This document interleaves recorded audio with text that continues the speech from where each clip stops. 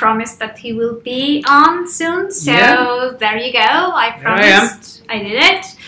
So just before we start, this is going to be a 20-minute live stream. You've got 20 minutes to ask questions. You can drop them in the comments. I will be monitoring the comments and moderating the questions. And we'll roll from there. But before that, I'll give the floor to Rushd so he can just, say a few things before we start. And then we'll start moving towards the questions. Hey everyone, almost 30 people already. 46 already. Oh, 46. Yes. Very good. Excellent. So that's a very, very good number, of course. It's really very exciting. And before I start receiving your nice questions, and we really can't wait for that, of course, we would like to have direct questions from the community, and so far it has been a very exciting time for me recently. So I spoke in 2 different occasions. I have been invited to speak in TEDx, been featured in Forbes, of course, and recently we've been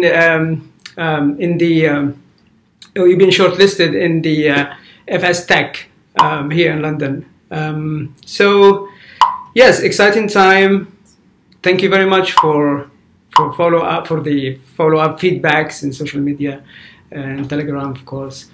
So I think I'm ready to receive some of the nice questions, and especially if they make sense. I will start with the hot one. There were different waves on Telegram discussing this, and even last evening. So it's mainly about the team changes. So it's phrased this way: the team seems like it has changed a lot already this year. So what's the reason? Have they just completed their work, or is there any main reason for changes? Mainly, specifically, Paul probably is worth mentioning. Yeah. And any changes with the team, because there have been many of those recently. Well, there are many different reasons, of course.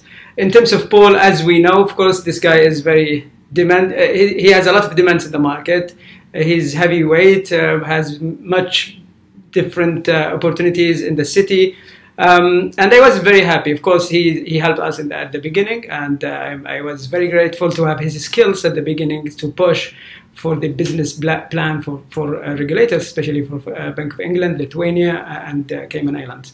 So to be honest, we get advantage of him and his time to the max. So but at the end of the day, I think as we progress, everyone needs different skills, different requirements.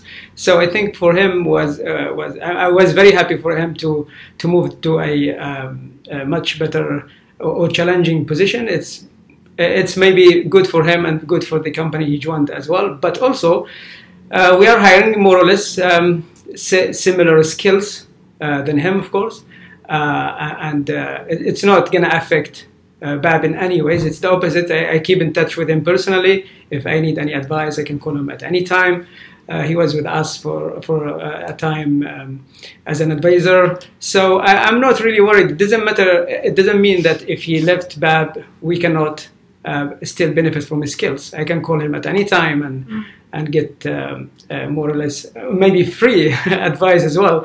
So that's one thing.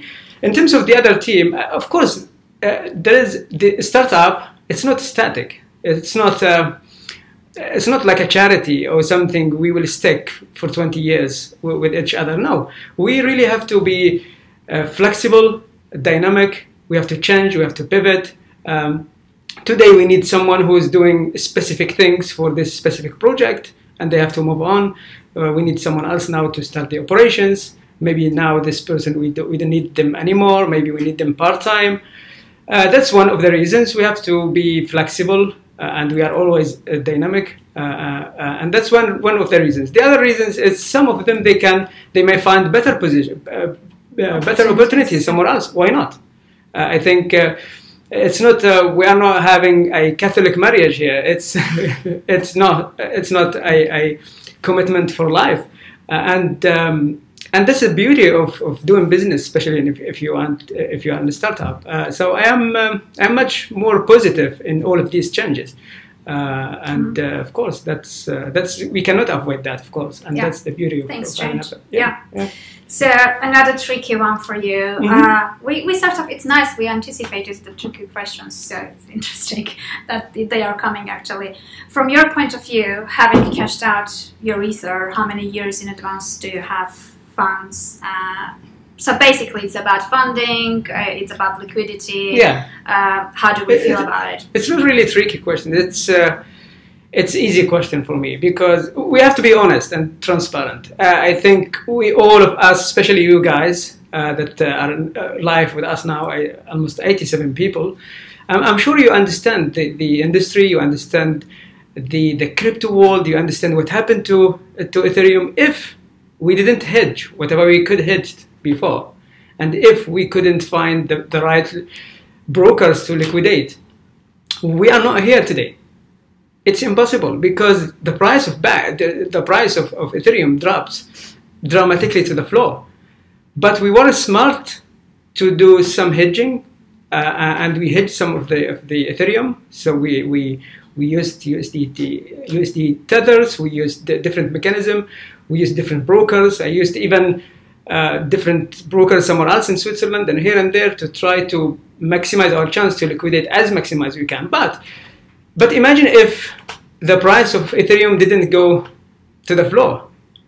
We still need to raise funds because it's not about, if you want to build a bank, and the World Bank for the macroeconomy that's based in a new technology, 18 million is not enough. Uber is still raising funds, billions. Recently raised more than $1 billion from VCs. So we have to be, in terms of that, of course. But I want to assure you that we are trying to have a strategic business partners, they will bring smart money. They will bring money, but also they can bring different benefits like media outlets. They can bring partnerships. They can bring that's the new way of raising funds. It's not only about the money. And to be honest, corridors, we need to get to with challenges with the regulators. The fundraising is going to continue until we are fully profitable. Yeah. So your expectations regarding active users that will use BAP in this year. So year one user acquisition targets, I guess. Well, we have a good sign. Today we have a waiting list of 80,000 people. Of course, we need to be careful and validate this number. But the number is very encouraging, of course. And because the app is going to be open to a lot of countries at the same time, I believe, so we can exceed expectations. I believe year one, it's no less than to 250,000 at least.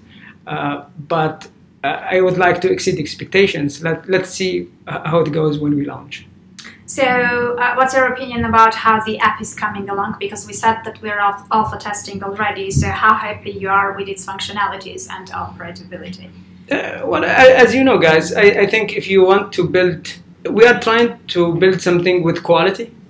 I really hate to have a plug and play things or templates or white labeling things.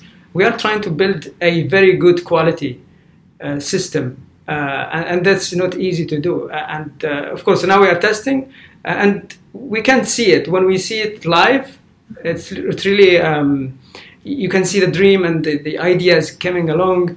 And then now we are testing it. Hopefully, we're going to release the beta to your hands, and then you will see the quality of design, the user experience. We take care of a lot of details that will make you and make us and make anyone else very excited to use the app. Yeah. So, what's your role right now in BAP, and how do you see the future in the upcoming years? My role as day-to-day work? Yeah, probably because... Well, as you know, I'm the CEO, so I do everything. I raise funds. I don't know. I bring some pastries to the team from time to time. Yeah. I can prepare a coffee for Annie Alex or for Luisa behind the scene here. I do everything in the company, to be honest. I try to be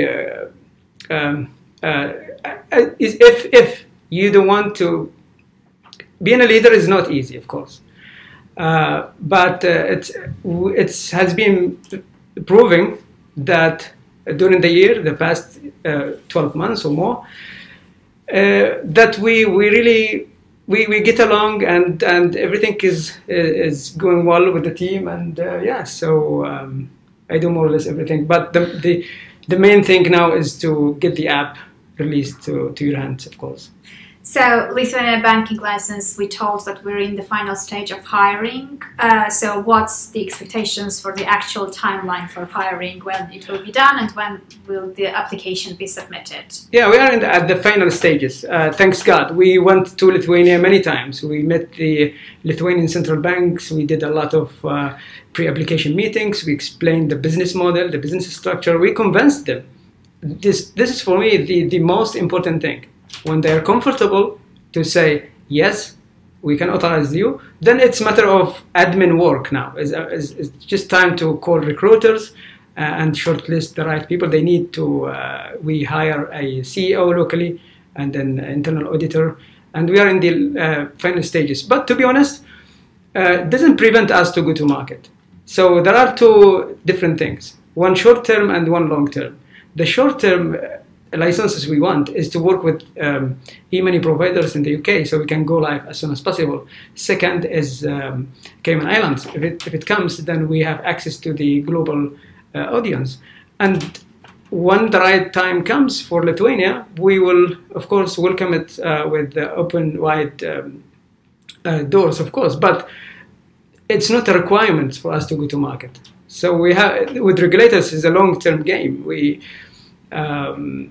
So for us, we go live without that. It was about submitting the application for Lithuania. As soon as we get to the person. So, of course, as soon as we have everything in place, we will definitely submit the application, and then we will wait feedbacks from there. So this one I want to know as well, because I don't know the answer. Okay. What are you dreaming about? I'm dreaming about the best launch of the most innovative app that brings value to the mass. My dream is to change lives, of course, and this dreams is not new. These are not new dreams, of course. But yeah, my dream is to change life for the better, and that's the impact of bringing the BAB app to the mass and contributing to everyone's life. And try to bring values to everyone that uses the app. It's not just an application to generate funds, some money and profit. It's not a money machine. It's more than that, and it's to make a difference. And that's one of my dreams, of course. So I'm getting stumbled to the same question in different variations. So it starts with one Binance until when BACS will be on big exchanges. Do we have any plans for that? Okay. As you know, guys, I mean, even Binance is struggling now. So we will build volume. There must be a demand. That's unavoidable.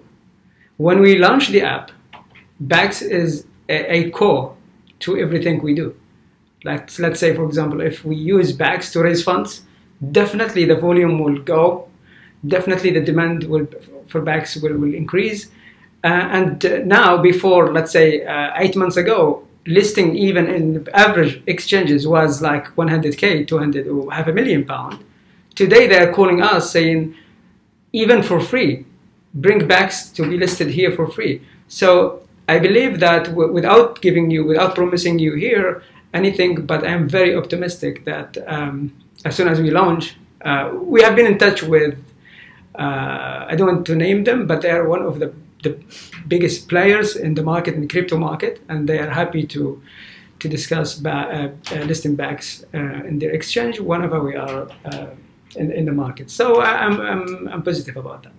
Do we now have any predictions about when we will possibly hear from Cayman Islands for the license? Well, as you know, guys, I mean, we can't chase them directly, but we chase the lawyers, of course. And when we talk to the lawyers goes to them and speak to them, and they say, we will get back to you. And that's really, as you know, it's a lot of bureaucracy. It's a lot. It's not easy to get there. It's not like a business partner. We can call them or we can ask for a meeting, and that's to be honest out of our hands.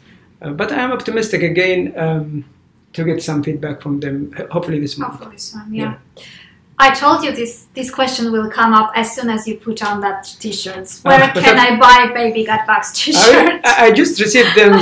I just received them recently, and we will put them somewhere for you guys to order, and maybe in the future we'll ship that for you for free. So don't be jealous. Yeah, I told you, right? Okay. So and now the list is increasing to 111 people. Yeah. So, from your point of view, what is more important in order of importance for the app? Ease of use, speed of transactions, cost of transactions, or functionality of the app? Well, to be honest, these are all what you have mentioned. There is no only one thing, but to be honest, we are different to everyone in the market. We have a mission. We have there is a aim why we are gonna launch this app. It's not about just it's beautiful animated application, but what's the value for me? Am I gonna raise funds for my business? Am I gonna raise funds for charity? Am I gonna raise funds for the public to make a difference? Am I gonna send money to my mother for free, or what I'm gonna do with this app? That's also a combination of course, ease of use. It's important. User experience is important. The cost of transaction, all of these aspects. But there are different aspects, which is the value itself. Like why I need this app. It's more than anything else, I think. So that's a very logical continuation to that question. What makes BAP stand out compared to the rest of the similar blockchain projects? What makes it different? Well, because we are for financial inclusion. We would like to create opportunities. We would like to anyone who joined us will join the community, will join BAP because they will benefit from it. Not only individuals, but also the country itself will benefit from it. So imagine billions of people around the world, they are not included into the economy. Imagine if they are included, how much contribution, how much money they will save, and how much opportunities, how much small and micro businesses we can fund, how much transparency, how many frictions we will remove from the system. And that's the value of BAP. It's not having another app. We are not into copycat, or we don't imitate. We want to innovate really from the starting with why. What's the value for me, for someone in Indonesia or in Egypt or in London or in Dubai? What's for all of us? So these are the values. Having a transparent platform that has opportunities for every one of us if we participate, and that's the whole idea. So will the app support different languages, or it will be English only for the beginning? Beginning English, and then of course we will work to include the languages. Yes, of course, it must be multi-language, but not from day one. Okay, so do we have time, or it's already one more question? Okay, let's just get... So in terms of roadmap, when and where the app will be available for the public, which platforms, and when during the year anyone publicly can download that? So if it's for the community, we will try March, April, which is the beta. Hopefully for the public it's going to be May or June, and we would like to have some. We would like to exceed expectations when we release that. Okay. And the last one, because the guy is persistent and apparently I missed it the first time. So when and how the tokens will start burning, like per white paper? When we go live, of course, we will see the mechanism of that, and then we will try to either we do it immediately or we see how it goes, because we have to test that before. So I don't want to promise you that as soon as you download the app, we start burning. At the same time, it's really impossible. We have to test that in the background. We are working very hard with our team in Kiev. Our CTO is working really very hard, closely to understand, to test, because we don't want to make some silly decisions. We have to test that many times before we, of course, decide to burn, and how much we burn, and when, and why. And if it makes sense and it's tested, why not? Okay, so I guess that's it. We're kind of, we're out of time now, but the Telegram is out there. Amazix guys are out there as well. We explained that at this stage things are really hectic and very fast, so the team is not being able to be on Telegram very often. But Amazix is there. Whatever they can't handle or they don't have the answer to, they usually forward it to us, and we make sure that as soon as possible they get the answers. So if we didn't manage to answer to you during this session, we will be having some of those coming in the future as well. But meanwhile, rely on Amazix and on us on the background helping them out. Thank you very much, everyone, and we'll see you soon. Bye-bye. Thank you. Bye.